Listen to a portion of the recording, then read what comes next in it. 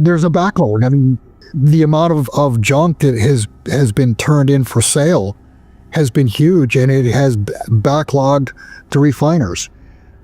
This will pass, and when it does pass, I think, like I said, I think junk will end up being the highest priced silver in North America. I think at the peak, American Eagles were $17, $18 over spot, and junk was as high as $13 over spot. And at the time, the premium on bars really didn't move much. I mean, I think 100-ounce bars maybe were $3 over spot. And that's pretty close to where they are now. The bar market has not moved much, but yeah, junk has the premium has collapsed and gone negative. And I think it's a no-brainer to buy junk silver right here. I mean, the paper markets were the tail on the dog, but the tail constantly wagged the dog because they would overwhelm the physical markets with paper. The problem now is they've done it for so long and to such a grand extent that now there's a question whether these paper contracts are going to be able to deliver. And the answer, I think, you're going to find in the next month to 3 months, we're going to find out that no, the paper markets are not a substitute for real physical, because they have to deliver real physical that does not exist to be delivered. The market is, I mean, the bottom line is all of the futures, options, paper products, etc., they're all based off of the physical metal in the first place anyway. That's why they're called derivatives. They're derivatives of the actual product. There's not as much concern. There's concern. I mean, if gold doesn't deliver, the system dies anyway. But if gold doesn't deliver, it's not a direct effect on production, if you will. Silver is used in so many different applications, whether it be industrial, technological, medicinal. I just did an interview and was talking about every time they shoot a Tomahawk missile, there goes a monster box. You can't make a Tomahawk missile without roughly 500 ounces of silver. So silver will have profound ramifications to the real world, to the real economy. Now, that said, if silver goes failure to deliver or gold goes failure to deliver, you're stuck in the casino, because the casino will close. And when the casino closes, and we've talked about this, for the last, year and a half, maybe even 2 years, we've talked about the great taking. Once the casino closes and banks and brokers and insurance companies start going belly up, they're going to take your capital with them. And that's why it's so important to get your capital out of the system into something, gold and silver, that cannot bankrupt, and in a place where it can't be taken from you. When a contract requires delivery of real gold or silver, the abstraction of paper fails. With gold, the direct impact is limited to investment flows, but silver is deeply embedded in the real economy, industrial uses, technology, medical equipment. As one commentator pointed out, when a missile is fired, a substantial quantity of silver may be consumed. A failure to deliver physical silver would ripple across production chains, not just markets. We could then see the casino, metaphor applied. If the derivatives house of cards topples, banks, brokers, and insurers could be swept away. Right. Well, going back to visit the late 2019 episode, that was just before COVID, and the repo rates spiked to 10%, and that the Fed was having to put $100+ billion into that market every single night so it could clear. Then conveniently along came COVID, and two things happened. The real economy worldwide was definitely stunted or shut down, whatever you want to call it. There was less demand for credit because of COVID, and it allowed central banks all over the world to flood the markets with liquidity. Problem solved. Not solved, but the can was kicked down the road. Here we are again. We're nowhere near where we were in October of 2019, but the overnight rates are starting to move higher again, it's a concern and should be watched. Again, everything, whether it be the real economy, production, consumption, transit, and also the financial world, the financial economy, everything runs on credit. If credit gets disrupted or credit ceases anywhere, it'll be a shock that will, it'll shut the whole system down. Turning the lens outward, the repo and overnight liquidity markets in late 2019 hinted at a system under strain. With low interest rates and credit flows underpinning the global economy, the risk is now again surfacing. Credit disruptions, repo spikes, liquidity tightness. Central banks may flood markets again with QE, but the debt burden and currency depreciation become heavier. In a world of ultra-low yields and no-risk premium, bonds lose their allure. Investors and institutions are increasingly cautious. Holding large bond positions today assumes interest rates will stay low, an assumption many believe is now flawed. First, I would just say welcome to the party. And next, I would say we have interest rates still at basically generational lows. I mean, we're not where we were 3 or 4 years ago. We're not at 0% rates, but rates are extremely low. There's no risk premium in interest rates at all. So brokers and banks, they understand that the likelihood long-term, 5 years, 10 years, longer than that, the likelihood is that rates are going to go higher, not lower. And they also understand that there's going to have to be another mass printing, whether they call it QE or not, it doesn't matter. But there's going to be another global mass printing.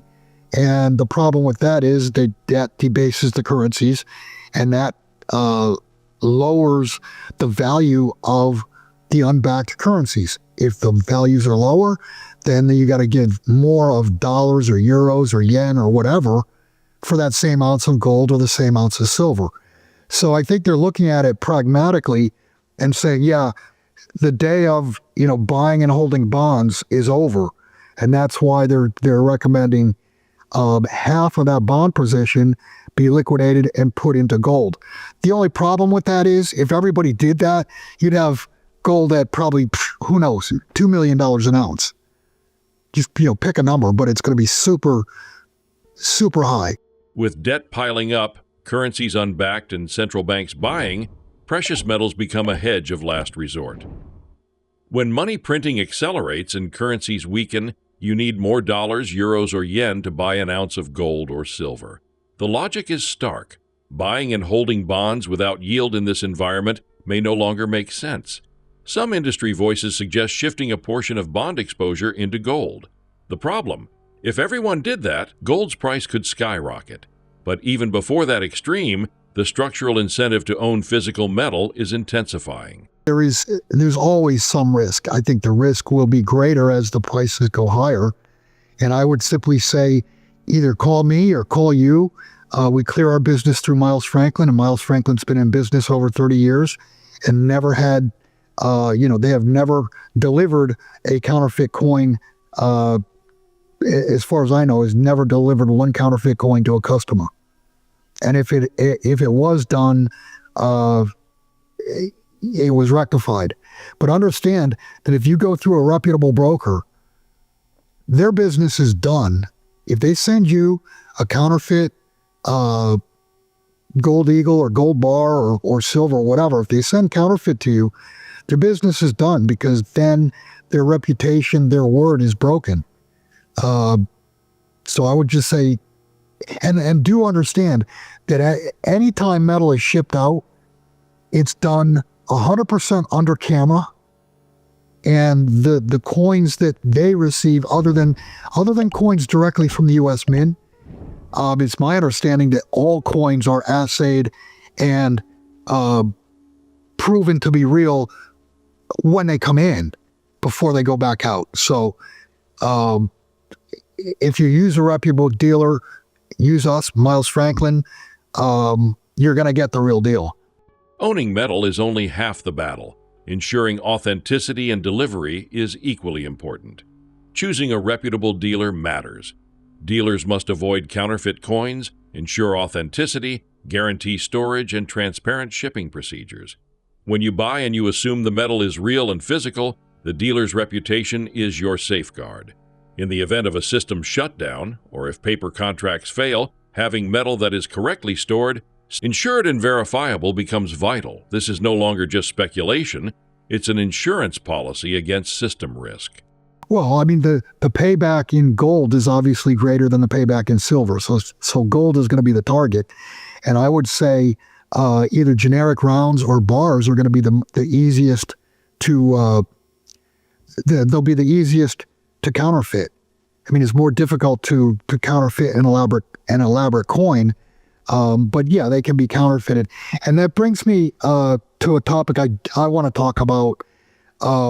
In silver, I've been an advocate of junk silver as the best form to own in the United States. Roughly 14 dimes equals an ounce.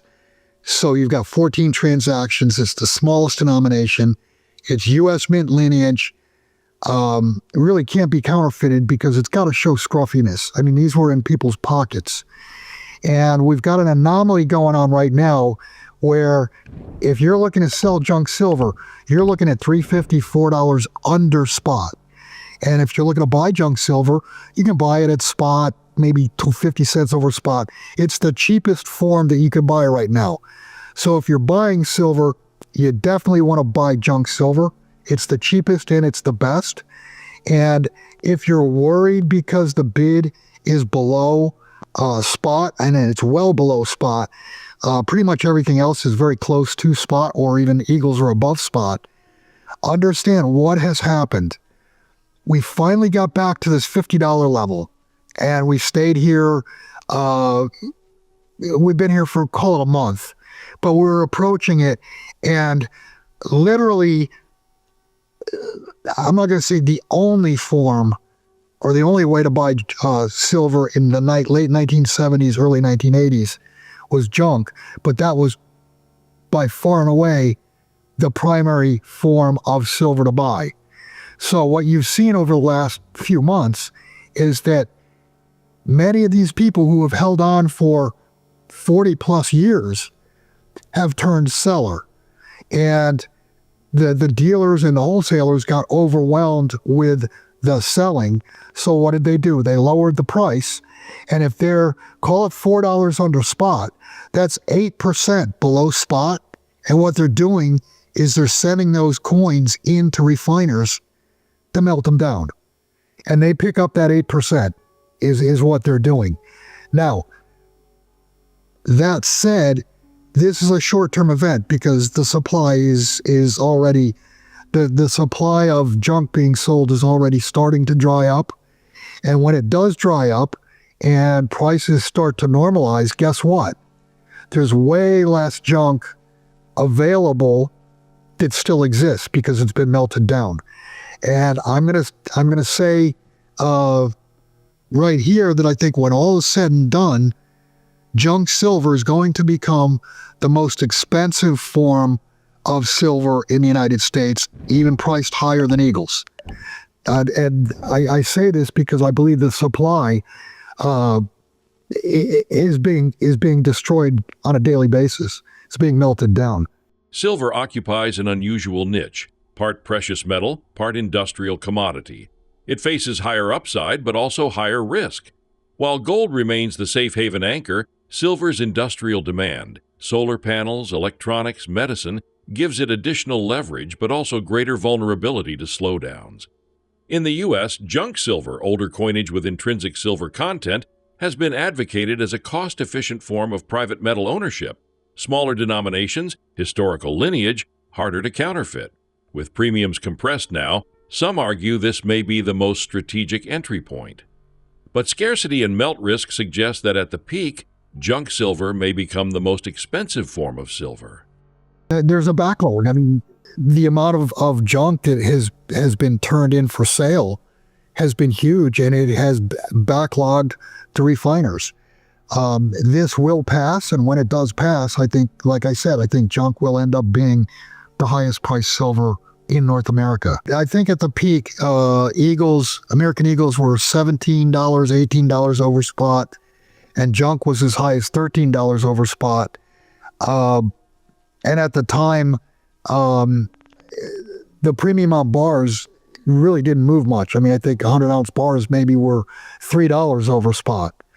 And that's pretty close to where they are now. The bar market has not moved much, but yeah, junk has had the premium has collapsed and gone negative, and I think it's a no-brainer to buy junk silver right here. That's simple. I mean, just look at spot, and if today in this market right now, if you're looking at a high premium, anything over, I don't know, even 5 or 6% for gold eagles, anything over that, you're getting ripped off because the premiums don't exist today. Most products can be purchased within 5% of spot. Well, you got some companies that say, well, if you buy X amount, we'll give you so much silver. I mean, that's like for free. Yeah, it's a carrot, whatever. I don't know. This is not really a topic I like to talk about, because if I really talk about it, I'll start swearing and your YouTube will get taken down. So